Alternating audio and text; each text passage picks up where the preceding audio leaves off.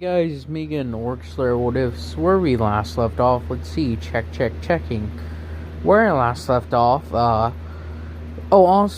finished the next part to Lamenters. I just got edit and such, But, yeah. So, to continue on with the story, this is how it went for the remaster of What If Deku was nerrgegante. Remastered. I gave you more of a history development than I did in the last one. Than I did in the first series. In the first one. Cause I was new and I rushed it, but I felt like I gave it a nice bit of history to understand the entire process and why Deku's Elder Dragon in particular is also quite feared. It's not just that they're dumb monsters, but there are particular reasons for each one to be feared.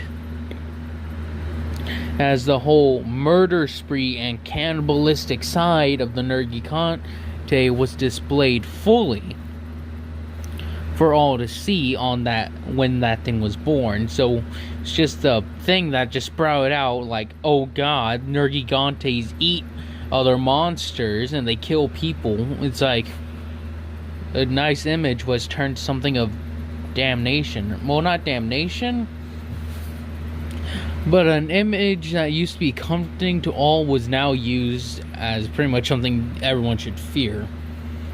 But as I digress, Inko took Deku out into the middle of the woods like I had her do in the original, and I still had him fight the Great Jagras, and he was still taken by hunters. But this time I gave him like a bit more of an explanation on characters and such in there. For instance, he knows this guy from Africa who's a Tigrex, knows this British dude who's a Legiana, and that's about it for now. As everyone in the thing knows he's a nerrgegante.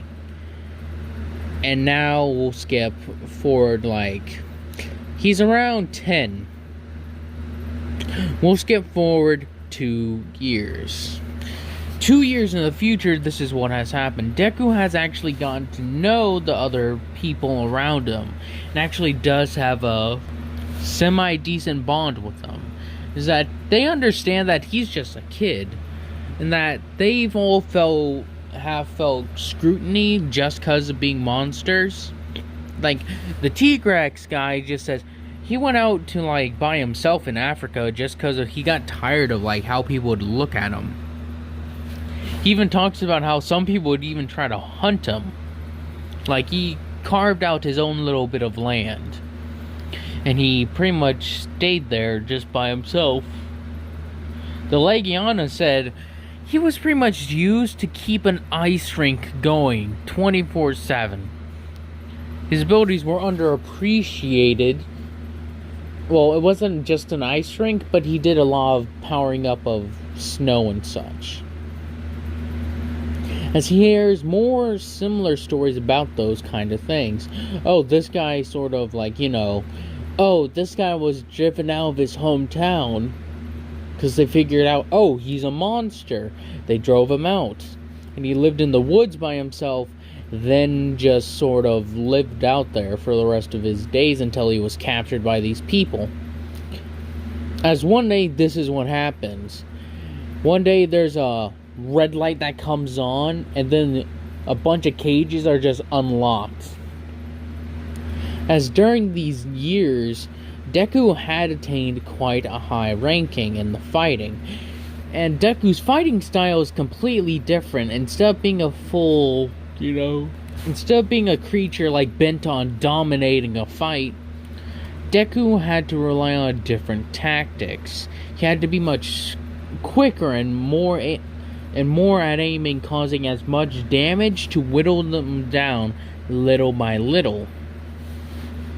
That's how he had to use his, since he's not as big as like all the other monsters. He's quite a bit smaller than even like a Tigrex or even the Great Jagras he fought first time. He's not big enough to offer a like mano-a-mano fight. He's just not built for it yet, as he's become to know the speeding needle, or as some call him, the little prick, as he has to dodge around and like just sort of just put them as a pincushion. As Deku has learned this and is using his abilities to his advantage greatly, even. So we push forward when it comes to Deku. Deku's, as we like get through it, as like one of his fights like involved another Barroth and another T-Rex, as he had to fight both of them at once. But as we skip to this day, as Deku and quite a few prisoners are escaping, as the monsters are going insane. There's an Anjanath, Jagrash, Beatotus, Diablo. They even have a Diablos that they literally run for the hills, since they know that if they get caught in between that Diablos and another, they will not live. For the simple fact, a Diablos is one of the strongest monsters that isn't like overpowered, you could say. Forcing their way through this, as Deku actually helps along the way, as they use his like spikes and such to break through some stone and such and like bash off locks. He's very useful as they eventually get outside. As when they get outside, it's even worse. There's monsters swooping down and grabbing up people. It's anarchy. As Deku and them make a move, as they see a private, like a very important businessman, or very important looking businessman with a bunch of bodyguards rushing off. As he's like, hey, that's the prick that got us here. Let's use him to get us out. As they run and start chasing after him, Deku transforming again and rushing after him. As a monster comes trying to stop Deku, he pretty much just gets his bones, bones or whatever, bone claws or whatever they are, and slams them right in its face, causing it to splinter off as it rolls back in pain. As the businessman heard this, he turns around and just sees Deku rushing at him. As he's like, oh shit, run, run, run! Deku booking it after this guy with the rest of his like teammates and such coming after Deku. As they're able to get on the boat, they pretty much tell the driver to go, as this businessman is pretty much being held hostage. As the Legiana just simply wants to toss him over, along with the T-Rex. And a few of the other monsters are inclined to agree, but Deku says, would this make us any better than them? It's like, kid, we can't be better than them. Or monsters, remember? He's like, but that's what they label us as. We can be better than what they've seen. As long as we keep on slapping labels on stuff, we'll never get past anything. Stop focusing on what you are, and instead focus on who you are as a person. That's the only way to get these guys to stop treating us badly. As he actually walks away, saying, you guys can do what you want. I just know I'm not going to be the responsible for his death. As he walks away. As the three of them, as Deku was pretty much being taught by them. Taught that this is what you do, and they were giving him life lessons, you could say, as they rubbed off on him. Well, some lessons rubbed off on him in the opposite way, as they were telling it.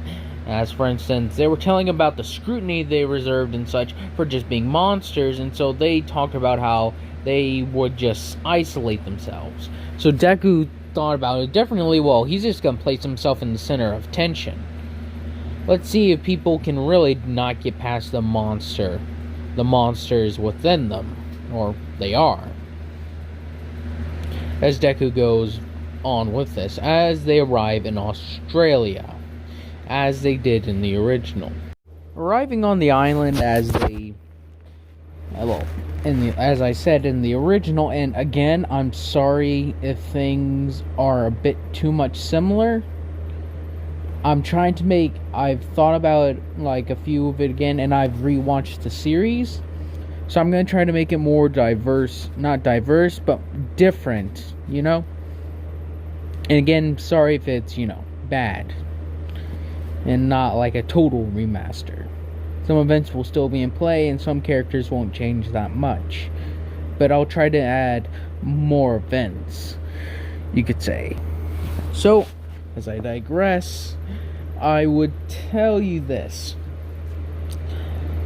As they still go into hiding, but instead of going into the sewers, what they do is they head out into the jungle. As they've taken some of the money from the rich businessman, not alerting the authorities or anything of where they came from, because there is still, as they would put it, they would still probably be questioned and such, and if the people who are high up with a lot of money, they could easily find them and try to drag them back. So what they do is they take money from the businessman's boat, a lot of it, and go out and buy some stuff. Every one of them gets new set of clothes, and most of them stay together. There was like 5 or 6 there. There was the not Barrioth, but there was the Tigrex, Legiana, Deku, and a few others. Most of them stayed together, like one guy went on his own. So Deku and them, like I said, get new clothes to like fulfill the disguise, since they've been wearing like the same clothes essentially for a couple of years, and Deku's like 10 at the moment. So as they move on, buying camping equipment and such, and learning about safe areas, as there are monsters in Australia. Why wouldn't there be? It's Australia. They already got monsters of their own, but hey, what's some more? As they talk about areas that are safe to go in, and areas that are known to have a monster here or there. For instance, they talk about how one area has an Anjanath, which is pretty much a T-Rex. Like a T-Rex that has the ability to breathe fire when it like gets angry. And then they talk about how there's also more bear-offs, because this place can be muddy sometimes. There's quite a few areas that they can stay in. They're talking about the worst thing that they've had here was probably some what was it called again? They just talk about how they've had some monsters in the area, and that some of the animals here can get pretty big, as they talk about very large crocodiles. And they mean like very large. As in this time, some crocodiles, like, I believe it was like, there's like a 30-foot crocodile. I know they can get pretty big, but I don't think there's one that's ever been 30 foot. They talk about how there was one discovered, and how they discovered it is that the Anjanath in the area was fighting it. As what had happened is that the Anjanath went to go get a drink of water. But as it was doing that, the crocodile waited for it to get close to water, then it sprouted up, tried to drag it in. But thanks to the Anjanath's powerful legs, it was actually able to drag it out and throw it onto land. The Anjanath and this crocodile sort of had a fight to the death, as the Anjanath came out on top, of course, but this crocodile still was, by all accounts, a monster of its own right. So as they put note in it that watch out for giant-ass crocodiles, even more so than usual. But Deku and them still have to retreat to that part of the jungle, as there hasn't been that many complaints about the Anjanath, is that it's really aggressive if you enter its territory, but as long as you stay out of sight and out of mind, it will leave you be. They head to that area because they know that's probably the least likely place anyone will venture to. And no person, not even people with quirks or guns, are gonna go trotting around in Anjanath's turf. So Deku and all of them make their way there to hide out. As they hide up in the trees, and stay in areas where they can run and hide. As they say that, some of them could take on the Anjanath easily, but that's one of the things that's warding other animals off this area. They wouldn't want to have to deal with crocodiles, other monsters, and such, right? So they set up shop and just wait it out for a couple of months. As this is what happens one day when Deku goes to get a drink from the watering hole, you could say. As Deku goes in his monster form to avoid drawing attention, well, not drawing attention, but to ward off other animals. As I'm not entirely familiar with all the monsters, animals in Australia, but I'll say that they have some other lesser monsters like Jagras and stuff like that. Ones that would typically pick a fight if they had you outnumbered. As he's moving forward, since he's much bigger, a few of them try to attack him, but he typically just strikes them down, or just uses his intimidation factor. He makes his place to the little watering hole that they have as he starts drinking, taking a couple of drinks from it, as then a herd of other animals Aptonophs show up, or Aptosaurus, something like that, as they show up and just start drinking as well.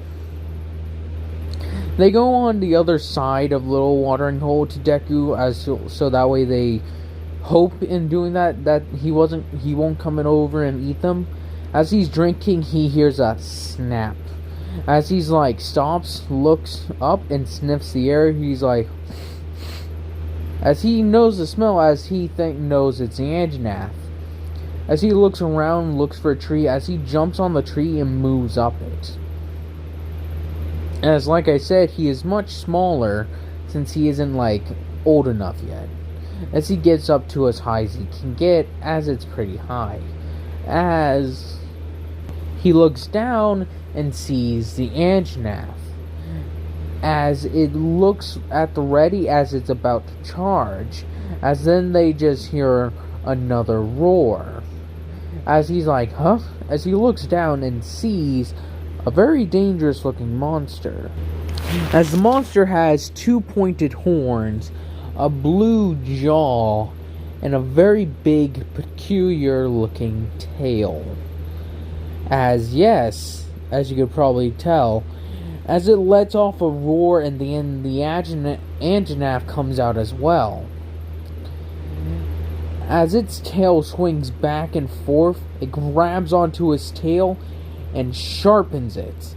As then he lashes out forward, trying to swing at the Anjanath. The Anjanath is no mystery to this monster, but it is the first time he's fought him in a while, as it gets a nice cut across the Anjanath's side, as you probably know, the Glavenus ghost move backwards, the Anjanath grabs onto the tail and sort of yanks him to the right, getting him kinda off balance.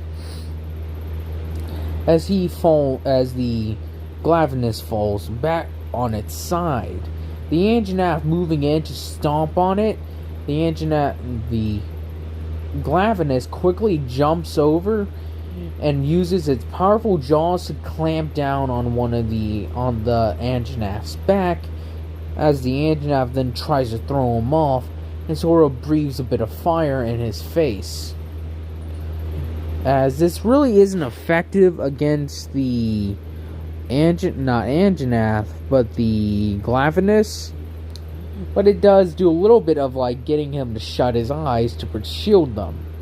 As Deku's standing up there looking at this, as he would describe it, as a magnificent display. As he sees these two creatures similarly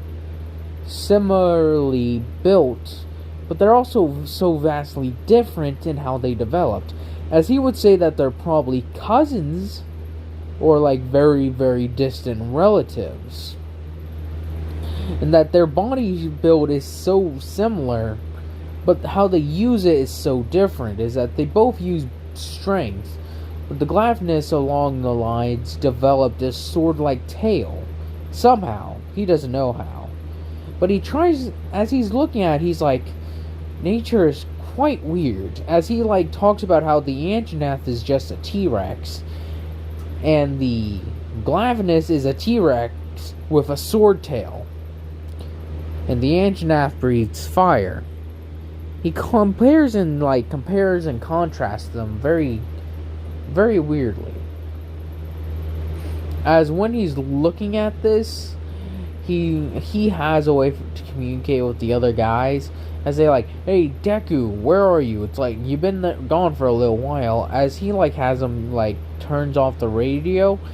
As when they hear that, both of them turn their heads a little bit, as they both heard that, as they see Deku hiding in the tree. As when he knows he's spotted, he jumps from tree to tree. As when the Anjanath is distracted and is about to charge after Deku, the Glavenus takes this chance, takes its sword, and slices off the head of the Anjanath, as it falls to the ground very limply. As it then roars in victory after it took the advantage of a distracted opponent. As he bends down to go start eating, Deku is still standing there in shock of what just happened. He's like, I guess there's a new boss in town? As the Glavenus looks up and lets off a roar as it starts charging at the tree and slices the tree almost in half. As the tree starts to timber and Deku has to run for it, as he lets the guys know that, there's a new monster in town and it's not very nice. As it's like, kid, what is it? Describe it to us now. It's like, it's similar to the Anjanath, but it has spikes all over and a tail sword. As it's like, did it sharpen it with its mouth? As what one of the monsters say. It's like, yeah, it's like, oh shit. As it's like, what is it? That's a Glavenus. Those guys have sword tails. They're known to they're very powerful. It's like, Deku, keep on the run. That thing is too strong for you at the moment you are at. It's like, really? He's like, you have trouble with Barroth. Yes. He's like, alright, where should I go? It's like, shit. Sorry for yawning. As they say, make your way towards us. But keep it on your trail, but make sure you're going fast enough that it can't catch you. It's like, alright, that shouldn't be too hard. Why? It's cutting down trees that I'm standing in. It's like, well, keep running then. As they start running across the trees. As they're like, what about the Anjanath? It's dead. It's like, okay. As he's running across the trees, they're like, alright, we're setting up an ambush. As one of the monsters that's with them is what's known as, oh shit, what was its name again? Dang it, I forget its name. It has a weird name. As it's a mammoth? It's pretty much just a giant mammoth. As the mammoth is saying that he'll try to take on the Glavenus. As the mammoth is very big and very tough, stating that his skin should be tough, his hide and such should be able to withstand the heat from the Glavenus, but also his tusk should be able to contend with his sword. As the T-Rex says, I'll try to flank him from the right. Legiana, what? Try to get him from above. You may actually be useful in this matter. It's like, yeah. As the Glavenus is not an easy monster to bring down by any means. if that fight with the Anjanath were to continue, it would have won eventually. As Deku says, "It's right, I'm coming near you guys, are you ready?" It's like, yeah, as the Mammoth is fully transformed, as it lets out like its little like the elephant sound. As when Deku gets to the opening, as he crashes to the ground and runs. As the Mammoth steps in front of Deku, it sort of lets off its like loud roar. As the Glavenus sees this, as the Mammoth is bigger, or like as big or bigger than the Glavenus. As it stands and rears up like its back legs, as it front legs, as it stomps them into the ground, it makes another like roar. As Glavenus makes his own roar, they charge at one another. As the Mammoth does not, I believe it's called a Mammoth. It's pretty much just like a giant elephant or giant mammoth. I forget if it has an element, but sorry if it does. It's probably ice or something like that, but hey, I digress. As it's charging at the Mammoth, it tries to lunge at its face with its sword, but it, like the Mammoth said, his tusks are tough, so it bats him aside and sort of runs into the Glavenus as it tries to scoop him up and throw him. That time, the T-Rex was waiting in the trees as it jumps down and lands on its back and starts chewing into it. The Legiana then sends ice forward to like engulf the Glavenus's feet. Moving forward, the Glavenus is like trying to throw the Mammoth off, as well as the T-Rex, and then it slices at the Legiana with its tail. Deku in the background just waiting to see how this fight pans out. Knowing that there's probably gonna have to move now that the Anjanath is dead, people are probably gonna try to push into the jungle over here and exploit some of the resources. As they will put some minerals and such, like some valuable stuff. As eventually the Glavenus is chased off.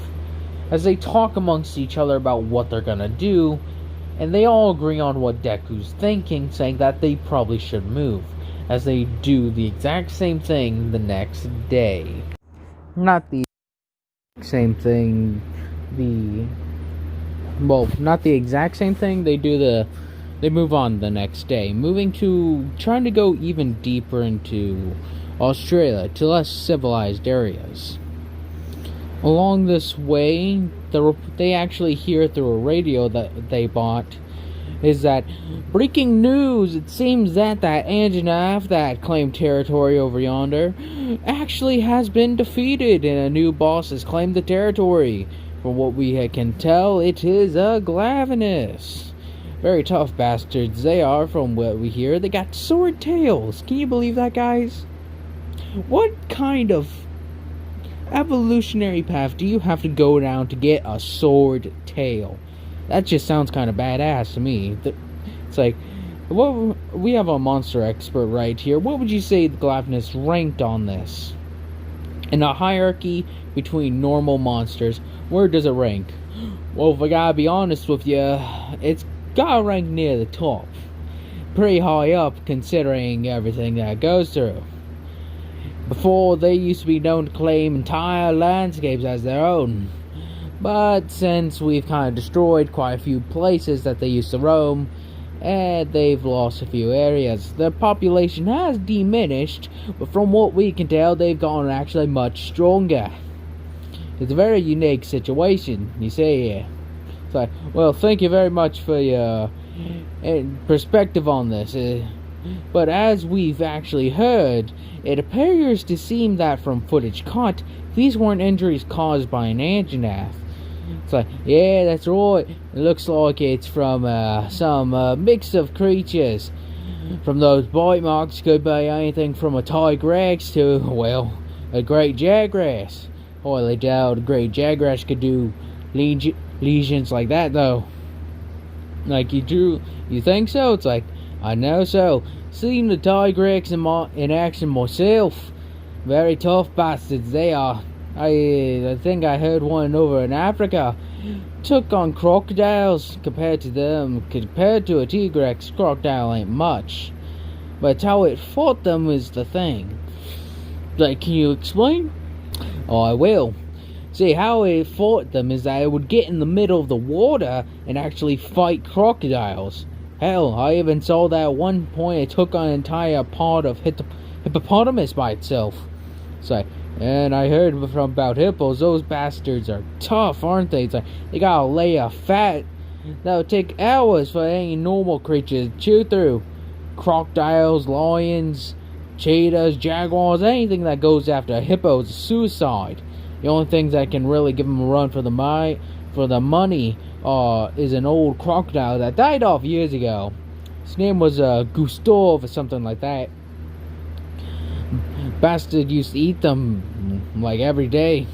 But the things that give them a run for money now that aren't monsters are rhinos and elephants. Now the populations have diminished, but sometimes they have actually, what we've seen is that they've actually kind of flourished in the later years. Since monsters have been making their home in those kind of terrains, poachers really aren't that lucky. They're very unlucky when they run into some of these beasts. Alright, it's like, well, thank you very much for your input again. So, from what we can tell, the monsters from that area have moved on, and a few new contenders have moved in to take over where old Anjanath used to pose a risk. But from what we see, it ain't nothing big. It's just a few small fries. The only thing that may take over is a Rathian. Those women are everywhere, aren't they? It's like, yep, Rathians are the female species of the well, I don't think we have an actual name for them. We just call them Rathian Rathalos. But the Rathians are the female of the pair. The Rathalos is much more dangerous when it comes to fire and aerial combat, being much more powerful than the female, but the female makes up for this with poison. She rarely uses her fire breath, you see. As for the rest of these, well, it's only a speculation of who will come out on top. If there's another Glavenus in the air, well, he'll move right on up. But it all depends, really, because, well, the Glavenus is still there, but from how injured he is, there's been a few others trying to take him on. From what it seems, his injuries will just get worse and worse until he finally kicks the dirt. Moving on from this, the tracks we found were from something we call a mammoth. Now, these are really big guys. They're pretty much a mammoth, but dangerous. More dangerous than a mammoth. But from it looks like there was a mix of creatures, like a Tigrex and even footprints from a Legiona. I went out there with my own personal crew and checked it out myself. These creatures are no joke, and for them to work in tandem, well, it might have taken quite a bit. Or, this is a unique theory, they're actually a group of human monsters. From what it looks like, we saw smaller tracks that are unknown to us. We haven't seen anything like them. But the smaller tracks seem to have led the Glavenus, after it had finished fighting with the Anjanath, into an ambush area. We know what this creature is, like I've said, but from what the tracks say, is that the Tigrex came from above, the Legiona came from above, and the mammoth took the thing head on. That's from what we can see. From what the damage around the area is. Glavenus lucky. If he had stuck around any longer, he would have probably been fried up on a barbie, or put in cold storage, because from what it looks like, there's been ice tossed around that area. Saying, whoa, we didn't get these details when you were talking about the show. I wanted to be a surprise even to you. But yes, we have tried tracking the animals. Animals that are not in their natural habitat. Mammals and leguanas try to stay in either cool areas. The mammal's fur makes it too hot to survive in this kind of environment. The leguana prefers the mountainous areas, or mountainous / winter colder areas. Very unique to see him over here. Well, thank you for your input again. And oh, here, look, we got more news. Seems a fighting ring full of monsters was broken out. Actually, had a major breakout on an island. Seems like the authorities found this out when the loads and loads. Sorry, I'm trying not to yawn. And loads of other monsters fled the area. Seems like they had quite a few water monsters as well. But the main problem is that they got an influx of flying monsters such as Rathian. They only had one Rathalos appear, thankfully. They had like Pukes, Palumus, a few other monsters that showed up out of nowhere. Scared the people greatly, but thankfully, again, it wasn't anything too dangerous. Because it could have been a lot worse, in all things considered. Like, how could it have been worse? Well, you're the recent expert. Tell us what some monsters that they wouldn't want to tangle with. Well, that's a very big list you're asking me to narrow down, mate. But I'll try my best. Well, let's say, yeah, we got this one. There's crikey, what was that one called? There's this owl-like monster. She throws around wind. She throws wind around so fast, it nearly cuts through steel. It's quite incredible what she can do. I'm just changing all the accents. Try and keep it consistent. I'm sorry, but it goes into detail about a bunch of different monsters. Like I said, I have trouble remembering some of these monsters' names because they're so freaking weird. But there are, like, the monsters I'm giving you descriptions of do actually exist. It's like I said, it's just I have trouble remembering names. Now, I'm sorry that I can't remember names that well. I've always had trouble with names. But he goes into detail about they could have even run into some variants or even a deviant if they were really unlucky. It's like, what do you mean? What's a deviant? Well, say here, deviant is a special monster, a very special 1 in a million chance. That essentially a unique event happens to him that gives him a boost above any other. Let me give you an example. This one time I found, what was found was what we had still out there, but what they call blood by Diablos. See, what happened is, when it was young, it found a hunter, that broke its horn. It got really, really mad. Like, really mad. Its horn grew back deformed. It then started seeking out hunters anytime it really wanted to spill blood. It's like, that sounds awful. It's like, yeah. But that ain't the worst one that I heard of her.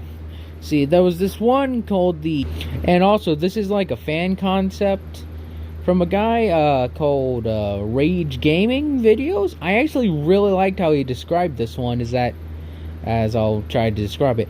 It's called the Sicken Kulayaku. Very dangerous bastard, he said.